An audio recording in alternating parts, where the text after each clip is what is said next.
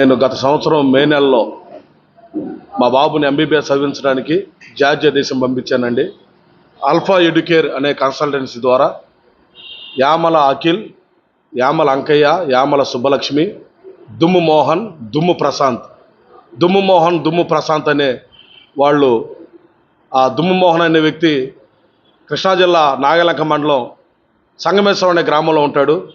So అతను మమ్మల్ని తీసుకెళ్ళి వీళ్ళకి పరిచయం చేసి మా పిల్లల్ని పంపించడం జరిగింది. సో చాలా మోసపూరితమైన మాటలు చెప్పాడు దుమ్ము మోహన్, దుమ్ము ప్రశాంత్. చెప్పి మా పిల్లలుగా చూసుకుంటామని చెప్పి ఎంబీబీఎస్ చదివించిన జార్జియా దేశం పంపించారు యామల అఖిల్ ద్వారా. సార్, మే నెలలో మా పిల్లల్ని మా బాబుతో పాటు దరిదాపు 7 పిల్లల్ని, 4 ఆడపిల్లలు సార్, 3 మగపిల్లలు, 4 ఆడపిల్లలు, 3 మగపిల్లలను తీసుకుని జార్జియా దేశం తీసుకెళ్లారు సార్. తర్వాత మేము తెలుసుకుంది ఏంటంటే ఈ ఆల్ఫా ఎడ్యుకేర్కి అక్కడ ఎంబీబీఎస్ చదివించడానికి యూనివర్సిటీ ఆఫ్ జార్జియా అనే యూనివర్సిటీ తీసుకెళ్లారు. ఈ కన్సల్టెన్సీకి ఆ యూనివర్సిటీకి ఎటువంటి సంబంధం లేదు. మేము చదివిస్తామని తీసుకెళ్ళి అక్కడ వేరే మధ్యవర్తులకు అప్పగించారు మా పిల్లల మధ్యవర్తులకు అప్పగించి 3 నెలల వీసా తీసుకువెళ్ళి 3 నెలల లోపు మళ్ళీ వీసా రెన్యువల్ చేయాలి. అక్కడ వీసా రెన్యువల్ చేయకుండా అక్కడి నుంచి బ్లాక్మెయిల్ మొదలుపెట్టారు సార్. బ్లాక్మెయిల్ మొదలుపెట్టి అధిక మొత్తంలో డబ్బులు మా దగ్గర నుంచి తీసుకుంటున్నారు.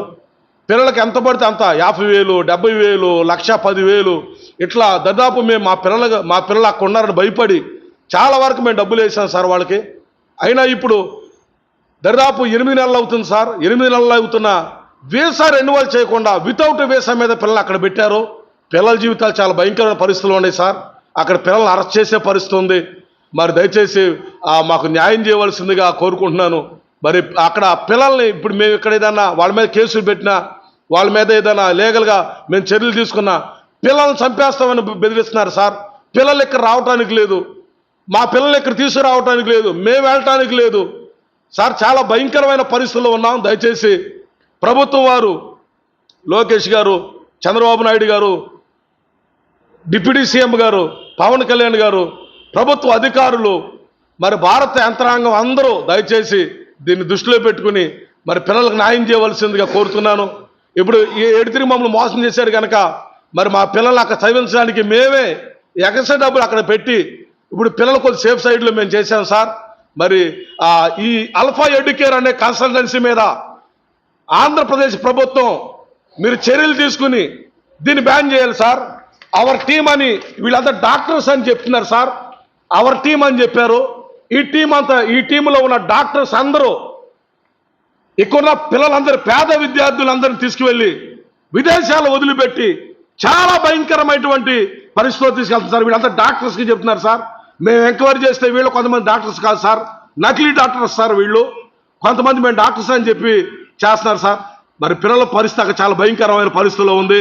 మరి దయచేసి ప్రభుత్వం వారు దీని చర్యలు తీసుకోవాల్సిందిగా మనం చేస్తున్నాను. ఇప్పటికే నెల్లూరులో కేసులు పెట్టారు. పటమట పోలీస్ స్టేషన్లో, విజయవాడ పటమట పోలీస్ స్టేషన్లో కూడా మేము కేసు ఇచ్చాం సార్. డిసెంబర్ 15వ తారీఖు మేము కేసు ఇచ్చాం సార్. అక్కడ అప్పుడు ఇప్పుడు వరకు సరైనటువంటి యాక్షన్ లేదు సార్. దరిదాపు అంటే దీనికి సంబంధించిన ఎవరిని పిలవట్లేదు సార్. దీనికి సంబంధించిన వారు కడప జిల్లా రైల్వే కోడూరులో ఉన్నారు సార్. యామల అంకయ్య, యామల సుబ్బలక్ష్మి అనేవాళ్ళు కడప జిల్లా రైల్వే కోడూరులో ఉన్నారు. మాది కడప అని బెదిరిస్తున్నారు సార్.